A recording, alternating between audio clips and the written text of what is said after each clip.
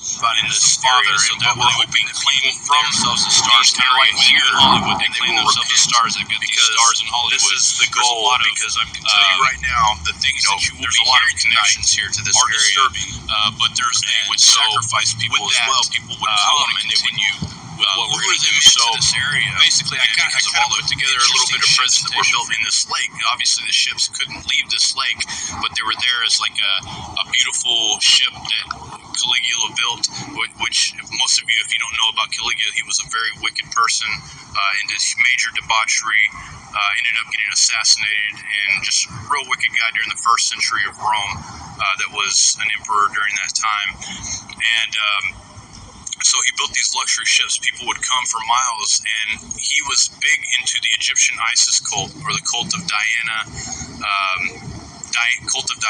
Nemorensis, and that's why I talked to you about the beginning. We're talking about the queen, the queen, the town Porcioncula, I guess is how you pronounce it. That's very interesting that they would have this here. And so there was temples to Diana all over the place in this place. And if we continue down the video, I don't know if he's gotten to that point yet, but there you'll see he walks down through this area, and he'll show you where people were actually sacrificed.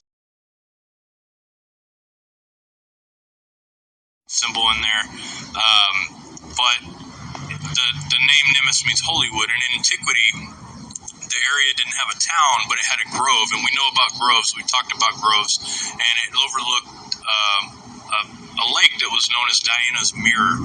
Okay, and Caligula, you can see here, they built these massive boats, and emperors would come from all over the world to be instituted and to be made as stars in this area. So that way they would claim themselves as stars, kind of like what they do in Hollywood. They claim themselves as stars. They've got these stars in Hollywood.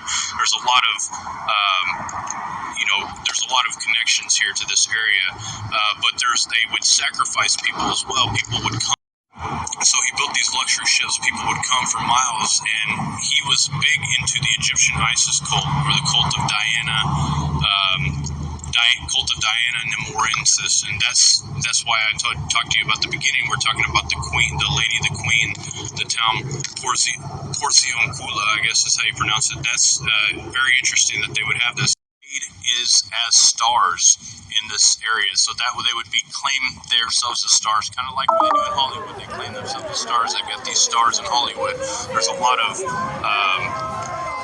there's a lot of connections here to this area, but they would sacrifice people as well. People would come and they would lure them into this area, and because of all the interesting ships that were built in this lake. Obviously the ships couldn't leave this lake, but they were there as like a beautiful ship that Caligula built, which most of you, if you don't know about Caligula, he was a very wicked person, into major debauchery, ended up getting assassinated, and just a real wicked guy during the 1st century of Rome, that was an emperor during that time. And so he built these luxury ships. People would come for miles, and he was big into the Egyptian Isis cult, or the cult of Diana,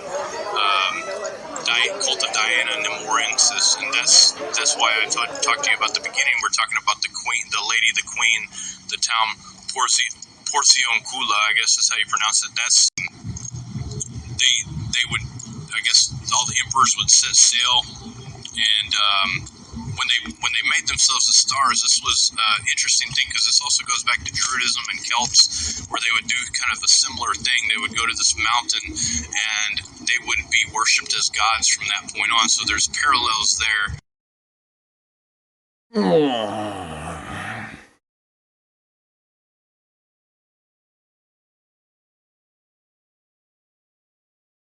In this spot, and then you're just going to see more symbols that we have.